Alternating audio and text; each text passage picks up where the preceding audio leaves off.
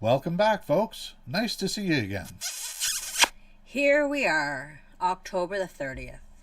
There's a cool chill in the air and the kids are anticipating Halloween. But we, on the other hand, know where the warmer temps and sandy beaches are, and that's where we are headed. But first, there are a few things we must get done. Things like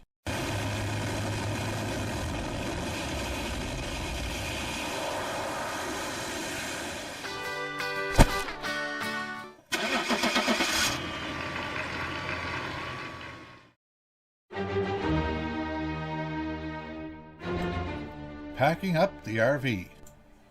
That's right, we loaded Brando down with everything we could think of that we might need on a 3-month journey. A little of this and a little of that and some extra this and some extra that just to be sure. I made him put back the kitchen sink. We already had one in the RV. A friend asked for a ride into Carlton Place, so the plan was to drop him off, then take that opportunity to do our groceries at the Walmart in that area. That's right. However, we were told that there were certain things we couldn't bring across the border, so we left those off the grocery list for now. After our Walmart pit stop, we were off to test out Lady Luck at the casino on the highway. The idea was to stay there one night and most of the following day so we could cross the border in the evening and avoid all the supper time traffic. Suffice to say, we had fun, but didn't hit any jackpots. The next evening, as we were contemplating our departure time and checking the weather reports, it would seem that they were calling for extremely high winds in the coming few hours. Based on those reports, we decided to leave a bit early and hopefully get out to the next planned stop before it got too nasty. It turns out that was a wise decision. The wind started about an hour into our 3-hour drive, but got progressively worse and worse, to the point that they were actually quite severe by the time we pulled into the planned stop at the Cracker Barrel on the US side. I must say, the winds that whole night were crazy strong, pushing the RV from side to side with gusts that made it feel a bit scary at times. I'm glad we parked behind the grass berm and there were no huge trees nearby. We made it through the night, then headed over to the Walmart just up the road to top up the rest of our supplies. Couldn't help but notice how over the top it is here with the abundant choices of brands, flavors, and variations. I mean, holy cow, how many different types of cereal does one need to have to choose from? Yeah, and how high do things need to be stacked in the stores? Is there even a limit to this? Well, that's the American way, I guess. It would seem. So now we're off to the first 4-night stay at Timothy Lake Campground, which is located in Pennsylvania.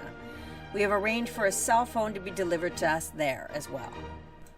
Yeah, according to a YouTuber I stumbled on, there's a cell phone company here in the US which offers an unlimited data plan for $40 a month once you buy a $20 phone from them.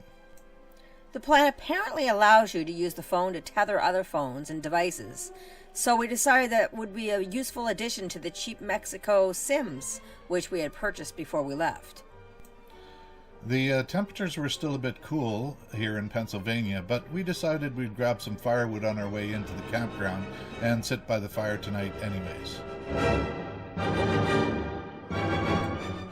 Ken flew the drone the next day and captured a great view of the mist on the mountains and all the trees in their fall colors.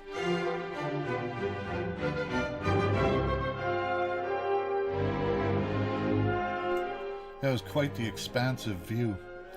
The phone arrived the next morning, and after we programmed it, we went for a nice long walk around the campsite.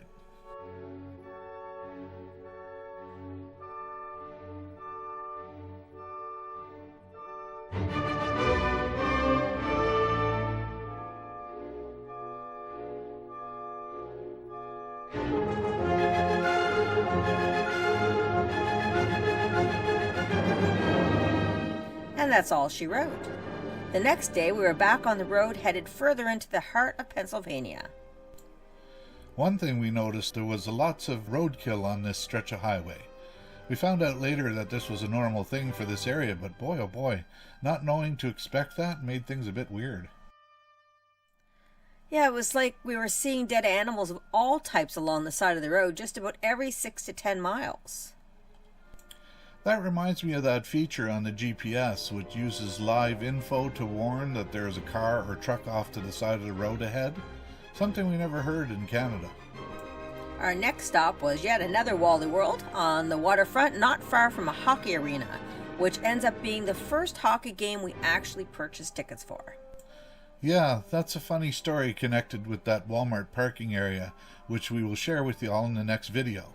So be sure to come on back to see that and the highlights of the hockey game, along with all the things we have planned for the next destination and the next adventure as well.